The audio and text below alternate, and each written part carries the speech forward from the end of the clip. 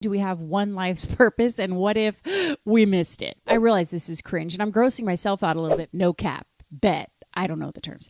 I'm sorry. Unpopular opinion, but greetings from what has become shipping and receiving. It's your girl, Kelsey, rom-com author, comedian, podcaster, bestie. If this is your first time watching, I'm excited you're here because we're going to talk about something important, which is, do we have one life's calling? Do we have one life's purpose? And what if we missed it? If it's not your first time watching, please hit the like button. If you're listening on iTunes, take a screenshot of the app so that you can send it to a friend. This show is uplifting, inspiring. It's a comedy podcast. It's lighthearted, good time fun. So let's talk about when your entire life is a crushing disappointment.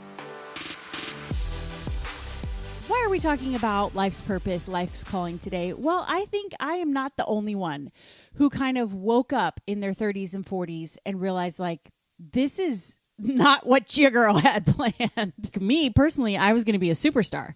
And so, again, I hope you're sitting down, but I'm not. I'm here in my dining room talking to a camera by myself.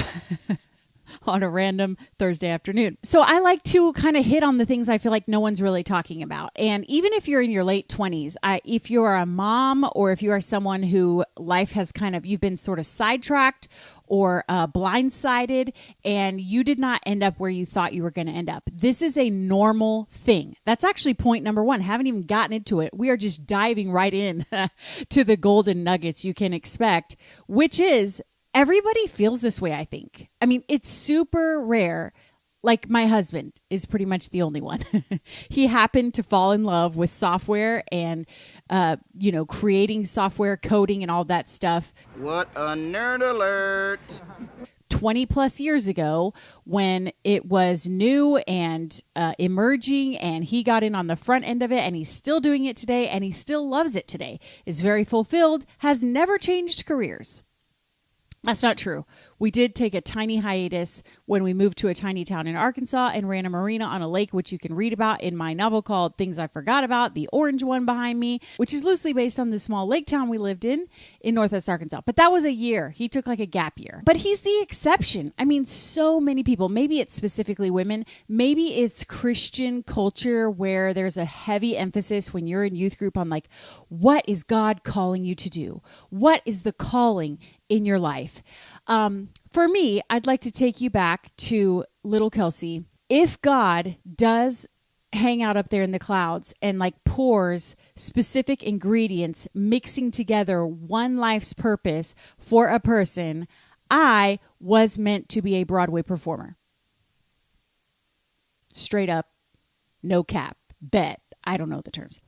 Kelsey, are you admitting right now at 40 years old that you are just now realizing you're not going to be a music superstar? And yes, that is what I'm saying. And yes, that is mortifying. And I may delete this later, but I do want to explain myself. I always auditioned, got whatever role, was the star, throughout high school and college. And then I thought I was a big shot and thought I was going to be a pop star. And after college graduation, I did pursue a pop music career, had a hot pink piano, produced an album, put it out. But then we moved to that tiny town in Arkansas and my music career fell apart. Then we moved back to Oklahoma City and I got a real big girl job, and I had that job for a long time and eventually started my own business. And when I started back on YouTube and social media in 2015, so 10 years ago, I had this long-term vision that eventually I will sing again, which is what I did. I started adding comedy videos into the mix and then parody songs. And then while we lived in LA, I actually started doing sync music, which is writing songs for commercials. I had multiple tracks that we produced, booked a national commercial while we were out there. Of course, that was right before March 2020. So that commercial never saw the light of day. And eventually we moved home. And then you'll remember in 2021, Gigi and I worked together on turning her life story into a musical that had legitimate momentum. Like, I have had legitimate momentum. I have been a professional singer. I have been hired to sing, paid to perform, sung for 19,000 people at NBA games, and then with the musical, we had momentum. I thought, man, this is really it. I'm turning this entrepreneurial story into a musical. We met with producers. You know, we had a listening party. People rolled out in Nashville. People were excited about it. And then that crashed and burned too, as we talked about in episode 1. So it has been recent that I have had to just accept this is not going to happen. And, you know, you guys, all my followers online, just don't really care for music content that much. Anytime I post musical stuff, it's a dud. That, you know, the algorithm doesn't show it. Nobody likes, comments, shares. That's just the reality. And that's what I have right now. I can't go build a resume. I'm not going to leave my family to go do community theater at this moment. And so what I have is my online community, and my online community doesn't really want to hear me sing. And so, as embarrassing as this is, yes, at 40 years old, I am having to give up on this thing. But I don't think I'm alone in that, because everybody has different dreams. And I think sometimes it doesn't hit us until our 30s or 40s that, okay, this really is not going to happen for me. I will say, you know, in Christian culture, my parents didn't know any better. It was like, well, you can be a worship pastor. Won't that be great? Flowing from your heart, filling every part of our praise. But my voice, if I had to pick someone that I sound like at my best. Now, if you go look on the internet at all my old parody videos, rap songs, all that stuff, that's not really me singing at my best. I'm more like a Sutton Foster. If I had training, I wonder, you know, I try not to wonder anymore, but for a long time, I wondered like what my life would have been like if my parents had known, if they had had some knowledge and had been, you know, coached on like, hey, this is what your crazy little personality is meant to do. Because I was way too much. You know, I was just like jazz hands as a human being from a very young age. And so, I mean, I know you're all shocked. I'm like Lucille Ball. I'm like a caricature of a human with my expressions and stuff.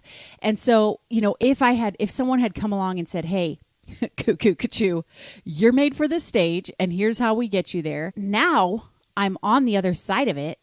And I last year took my daughter to do some auditions, and she was in the metro area homeschool choir here, and they had auditions for an honor choir. And, you know, I'm taking her to this audition. I am beside myself nervous. And she goes in there, you guys. She is 11 years old, and everyone else in there is a teenager.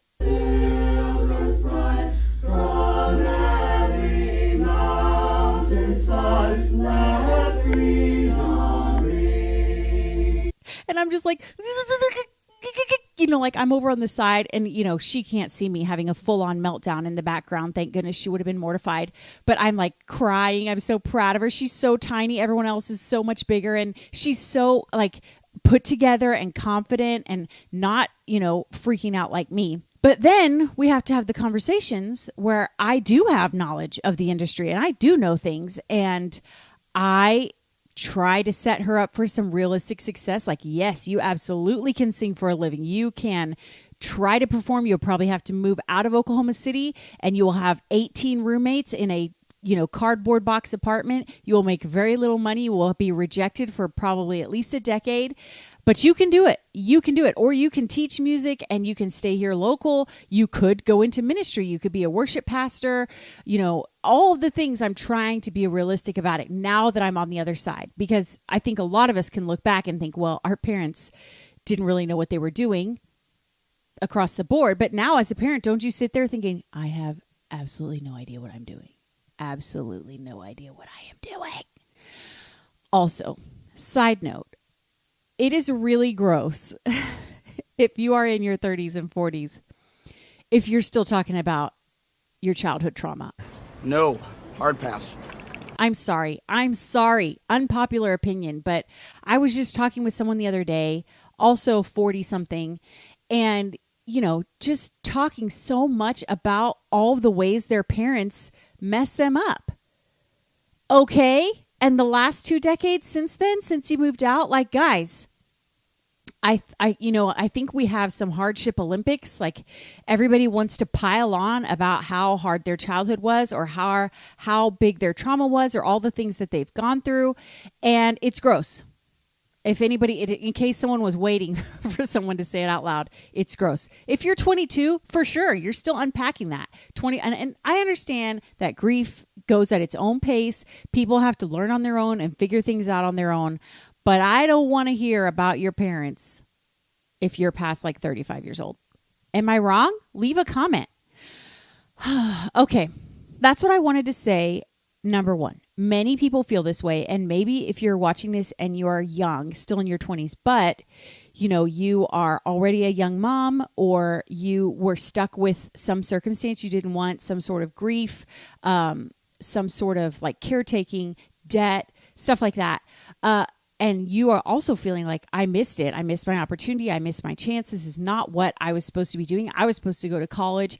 I was supposed to get married. I was supposed to become a career woman. I was supposed to. That is such a common feeling. This all was sparked because a friend of mine sent me a message. She read things I should have said. And she was like, hey, I could not put it down. I loved it so much. And I really feel like this was your calling. And I was like, shut the front door. This is not, hello, have you met me? My calling is I'm meant to be on stage. Like I'm meant to be a star. And I realize this is cringe and I'm grossing myself out a little bit. The smell of your weird is actually affecting my vocal cords, so I'm going to need you to scoot. But I'm also very honest. Like if you don't want someone that's just going to unload all of their baggage with you on their podcast, don't listen. I hate when someone is successful at something and they're like, I never dreamed I would do this. I'd never planned to do this. Because I know there are people who would love to be writing novels, writing romance novels and succeeding at it and getting lots of sales and making 6 figures in a year from their novels, and having like rabid fans who are messaging me all the time. Like, when's the next book coming out? Asking me specific questions about different characters. Like I am living the writer's dream, but this wasn't my dream. Writing wasn't my dream. I saw a really interesting video about this, so I'm just going to put the clip in. This guy's name is Mike Donehey, Donehey. If I believe that being a musician is God's will for my life, what happens if I get in a car accident and I break my throat? I can't sing. Have I missed God's will for my life now? That question has already been answered in Scripture. Be joyful always, pray continually, give thanks in all circumstances. This is God's will for your life. Really insightful point. And then I also heard from my friend Jennifer Allwood, who has a business podcast. She's more entrepreneurship focused, online business, and she's been a friend and a mentor to me. And I was listening to her one day, and she was talking about her mentor had told her that they saw it like a sandbox. Like God gives us a sandbox. That sandbox is to, lift him up, be obedient, do what God wants you to do in a big picture way. Obviously kingdom work, we're being obedient to the things that are in the word. But as far as like our vocation and what we decide to do, as long as we're in the sandbox, he doesn't really care what we're doing in there. Like what we do in that sandbox he just is letting us do whatever we want. And I thought that was a really interesting way to think about it too. And then I heard a quote from Elizabeth Elliot, and she, if you don't know who she is, she was a missionary to the tribes back in the 70s, I want to say. And the tribe that they were missionaries to killed her husband, and she stayed to continue ministering with her daughter. In the 90s, she did tons of women's conferences. She's written many books, but she talks a lot about contentment and motherhood. And her quote was, I think you should pose it as a question, but do you think God cares more about the way we do our career? I'm paraphrasing. Do you think God cares more about the way we go and speak on a stage versus how much he cares about our attitude and our heart when we scrub the bathtub? That's good. That's good. Elizabeth Elliot will pick you up and slap you around first thing in the morning.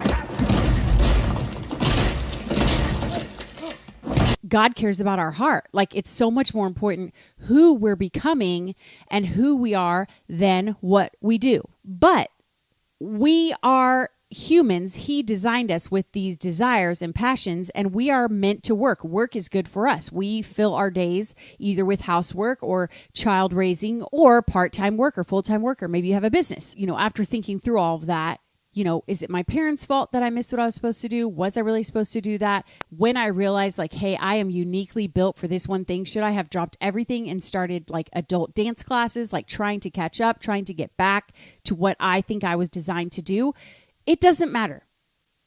I'm not going to spend any more time looking back and wondering about that. I mean, I do some days. There are days where I can't listen to some musical theater songs. There are days where I can't watch things on the internet where I feel like, oh, that could have been me. Or I'm so triggered of like, oh man, I wish we still lived in LA. I was auditioning out there for musicals. Being out there felt a lot closer. Then there are other days where I am totally fulfilled in what I'm currently doing and it doesn't bother me at all. So you may want to be sort of cognizant of that as you're going through your day, because we obviously can't go backwards, okay? We can't go back to our childhood and set ourselves up for success with the way we think we're wired now that we have so much more wisdom, right? Now that we have learned all these things and lived so much life, which, side note, I'm a recovering alcoholic and I'm an addict and I have an addictive personality. And one time when I met with a friend who did go to New York and she did pursue Broadway, she told me that one of the things that you don't really know until you get there is that it's kind of a big, I want to say drug culture, but I mean like everybody like takes uppers before the shows, then they take downers after a show, take whatever pills or smoke whatever or do whatever you need to do for the ups and downs of your career. And also, it's a very grueling, depressing, rejection-filled career. So there's a lot of medicating with that too. And honestly, maybe the Lord was just protecting me when I fell in love with my husband at 16 years old. And then I was so focused on him, there's no way I was going to move away and pursue a career on stage because I just wanted to stay with him and marry him. And maybe that was God's way of saving me, because I probably would have gone out there and overdosed and died. I mean, that is a real reality, because I didn't know when I was young how addictive my personality is and that I would have those issues with the chemicals in my brain. I didn't know that. I know that now. Looking at my notes now, because I feel like I'm a little bit scattered. And honestly, it's probably because this is still painful for me. This is still hard for me to think through and talk about. Because even with the YouTube talk show and the success of my books, and now I finally get to go on a little book tour to sort of test it out, and getting to do stand-up comedy for huge crowds, thousands of people, all of this stuff that, is great, and I'm proud of it. But if I sat down with 10-year-old me, she would just look at me and she'd be like, we're not singing? You messed up? You screwed it up? And then she would throat punch me. And then we'd both cry. And then I would try to explain what happened in life. I don't want to say it's never too late, because there are some places where it's too late. If you were going to be that boss babe in a certain industry and you've had to take years off for whatever reason, going back into that industry, it's completely changed. You're up against, 25-year-olds who are crushing it and who know all the stuff that you don't know anymore. I mean, this is part of like midlife crises. It's just facing like, this is not going to happen for me. But what pieces can we pull from it? So obviously me being hilarious here on this podcast every week is a part of me piecing myself back together. Okay. I am so jealous, which this is a great exercise. Who are you jealous of? Because that will reveal what you really want in your own life. And I am very jealous of Elise Myers, who happened to go viral for her storytelling. And now she can sing all the time, a cappella, track stacking, which is something I love to do. She, sits and plays instruments. She does songwriting and poetry and all this stuff. And she went viral at a time, she kind of hit the lottery, and she's a great storyteller, and I am not negating how hard she works or the way she learned TikTok and mastered that skill and is great at it. But she also got lucky, and I think she would say that too, in the time of where she hit on TikTok. I couldn't go do that now on TikTok. I'm super jealous of her. I'm super jealous of Trey Kennedy, who is a online comedian who does, sketch comedy and posting funny videos. But when you go see him live, he sings on stage and he sings funny parody songs. This is a song I wrote about someone who they joined one of these MLMs. And I am realizing now that that's probably the peak of what I can do. Like if I test this tour idea and we go out and it is fun and people are loving the stand-up comedy followed by like some Q&A and book signing, if I grow this and you're telling your friends, right? Everybody's sharing this with your friends and you're sending this to people and we grow to like 500,000 and I can go out on a real life tour, like with a tour bus, which would actually have to be an RV because I would bring my gaggle of children with me. If that happens, maybe I could come out and sing, like in the middle of like maybe I could have one song, like one big number that is kind of a surprise, and it's, it fits with whatever comedy I'm talking about at the time. It goes with the stand-up comedy. It would probably have to, have something to do with romance or love or be a funny parody about marriage. Like that is probably the best I'm going to do. Okay. Pulling back even more, I know I'm an encourager, and part of being an encourager and just entertaining and encouraging and inspiring is doing a podcast where I am talking about encouraging things. Like maybe you are a researcher, maybe you're a learner, maybe you were meant to sit and write books and you have zero time for that right now. Well, you can be researching, gathering files. You can be, starting to write outlines on your phone when you're sitting in car line or when you're nursing. What are some of the pieces that you can put in place now? If you are meant to be a fine artist, like a sculptor or a painter, and you see other people doing that, and that's what you were meant to do, you can absolutely, keep your sketches going, little tiny sketchbooks, but there's so much opportunity later in life for those types of careers. Anybody can pick up a paintbrush. Now, will it take you a while to figure out social media at the time? Because it will have changed by then. And, master how to go viral and how to make sales and how to build a career online. Not that you have to. A friend of mine, her mom, she started painting in retirement, and she does old school, like tries to get her paintings in galleries. And she doesn't do social media at all. And she enjoys that. Now, is she making a living from it? I don't know. But she's getting to pursue her passions later on in life.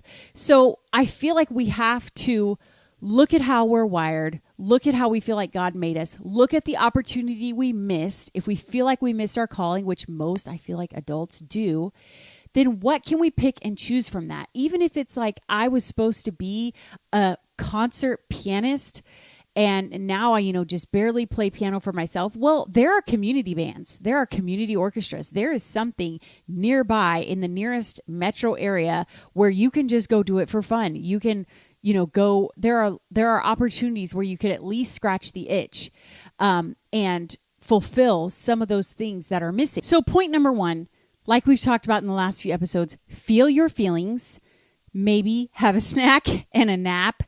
Realize like, this is why I'm feeling depressed. This is why I'm feeling discontent, because my life didn't turn out the way I wanted. Like maybe just say it out loud to yourself. Like just admit, this is what's bothering me, is that my life didn't turn out the way I wanted, which is a normal thing that everybody goes through. And I finally figured out what I want to say for point number 2, which is really important. But before I get to that, I have to remind you that the Happy Tears podcast is brought to you by my books. Please buy them. If you're not sure if you like my writing style, Things I Always Wanted, the teal book behind me, you can get that for free on my website. You can read the whole thing right now on your phone.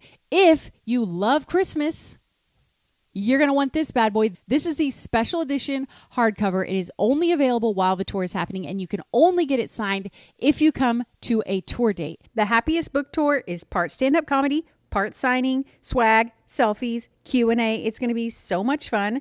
The book launch party is in Charlotte, North Carolina, September 25th. Then October 9th, you can find me in San Diego. October 13th, Brooklyn, New York. October 22nd, Tulsa. October 28th, Chicago. November 13th, Dallas-Fort Worth. And November 20th, Oklahoma City. Go to kelseyhumphreys.com/book tour. Please tell your friends in those cities, like, hey, you got to go see this girl. She's so funny. She's got a great book out. You'll want to get anybody who loves Christmas books, people who love Hallmark movies, who like watch every single Hallmark Christmas movie. They need this book. Christmas is all around me. Happy Christmas, September 30th. That comes out on tour through November. I also want to mention that the tour is sponsored by Spry. I can't emphasize enough how much I am happy to be on semi-glutides, how much it has changed my life, changed my self-confidence, empowered me to get back on camera, to go on tour, to travel, to be out there doing all the things. I'm not worried about what I'm wearing. I'm not obsessing about my muffin top. And I do want to say that there are lots of semi-glutide providers online that are sketchy. What I love about Spry is that it's a brother and sister team. I know the sister. I know the owner of the company. I text a real live nurse every week. I talk to a human being. I am on a low maintenance dose now. And if you want to hear about like my experience, my side effects, all those things, and you can get $100 off if you decide to call them and talk to a nurse today, go to kelseyhumphreys.com/spry, because I know you have FOMO about Ozempic, and honestly, everyone and their dog is on it. So why not you? So point number 2 is that I need to emphasize what we just talked about, piecing, bits of what you wanted to do back together, finding pieces of yourself and figuring out how to start over, how to start sketching, how to start writing a little bit every day, how to volunteer for a nonprofit, or maybe, start doing some part-time side hustle work in the industry that you want to go in. All of these kinds of things. Or maybe you are saving up because you wanted to be a stay-at-home mom. Like you wanted to be at home with your kids and you're not. Like maybe you start today figuring out pieces of the puzzle that get you to stay home, what you want to do in order to make that happen. As you're working on all of these things, I need you to hear that it will be worth it later. Because we have this whole obsession with youth in our society, and I'm bad. I'm just as bad. Like, I don't like that I'm 40. I feel old. I don't like it. I'm all about the Botox and the skin treatments and whatever, I can do to be young and fabulous as long as possible. Okay. I'm part of the problem. But with that, we have this mentality that it won't be worth it if we get it later. Ask Leanne Morgan if it's worth it. She, now has her own sitcom. She has 2 Netflix specials out. She is 59 years old. And when I talked to her in person, she was saying she was so grateful that it turned out that way. Like, yes, she had imagined herself as a movie star in her 20s, but what happened was she got to raise her kids and be present with her kids. And then now that she's a grandparent and her kids are off and thriving, she is living her dream, doing arena comedy. Like, she is filling stadiums as a stand-up comedian, a woman stand-up comedian, a clean stand-up comedian who is almost 60 years old. And so Gary Vee talks about this a lot, and there's a lot more people who are sort of coming around about this idea, but we have to get it in our heads that even if it happens later, it'll still be worth it. Even if I am full on 65 by the time I get to do my tours with, like I talked about, like Trey Kennedy, if I get to finally sing a little bit and I do stand-up comedy and we're in theaters together and then we have the book signing and all of those things, if I'm 60, it'll still be worth it. It will still be amazing. It will still be so fun. And it is worth noting that within all of that, we also need to remind ourselves that what God has right in front of you, that He is asking you to do right now, is not a distraction from your most important work. It is the most important work because He is asking you to do it right now. Get out your hankies. Ain't that the truth? The year that we homeschooled, I reminded myself, like, this is not me taking a year off from what's important. This is me doing what's important for a year. This is me doing what is the most important, and the work that I get to do later, I get to do it later or after. If it was going to be more than a year, I didn't know. I didn't know how long it was going to be. If it's raising your babies, if it's caring for your parents, if it's hunkering down and just paying off debt, whatever it is that this is what's in front of you to do right now, that is the most important work. It's not a distraction from this big life's calling and life's mission and life's dream. That is so good. Like, let's put that on a t-shirt. Last point number 3, I like to tie things up with a bow. And the last thing is give yourself permission to dream something new. Whether or not you take all the pieces like we talked about and try to start cobbling back together the old dream, give yourself permission to totally pivot and do something completely different that still suits your personality and it's not what you thought, but it could be the most fulfilling thing. Like, we're not just talking about success on this show, right? We're not just talking about crushing it and like being your best self. We're talking about also fulfillment, like actually loving each day, loving your life, waking up energized and grateful. And part of that is maybe you scrap the whole shebang, girl. Maybe you scrap the whole shebang. Give yourself permission to dream something new. Because right now, while you're in the trenches, you have to have hope for a future. The Bible says, without hope, the people perish. Give yourself something on the horizon. Maybe you need to hear it's okay to dream about what you're going to do when the kids are a little bit older. Like, even if you're planning on homeschooling, eventually, when they get to high school age, middle school, high school age, the kids are self-sufficient. Praise the Lord. They are wiping their own butts, making their own food, putting themselves to bed, waking themselves up in the morning, driving themselves around. That happens. That is coming for us. Set your sights on things in the future. That is coming for us. It's okay to think about what you might want to do, what dream you might want to have, what you might want to build when that happens. Or if right now you're stuck in a job you hate or stuck in a circumstance that you didn't ask for, if it is okay to dream a new dream again. And it is, I think, important to do so. I think it's important to have something out on the horizon to look forward to. Again, not that what you're doing right in front of you isn't the most important thing, but sometimes the most important thing is draining and it is grueling and it is difficult. Rewarding, sure, but exhausting, right? And again, maybe not what you had planned, maybe not what you saw happening for your life. And so allow yourself to envision a new version of your life that is out in the future and hope for that and work towards that. Because without it, you will slip into the Great Depression. And this can be just a small thing of like, you maybe put a picture up, by your family calendar or on your mirror or whatever of a grown family and they're going to Disney World.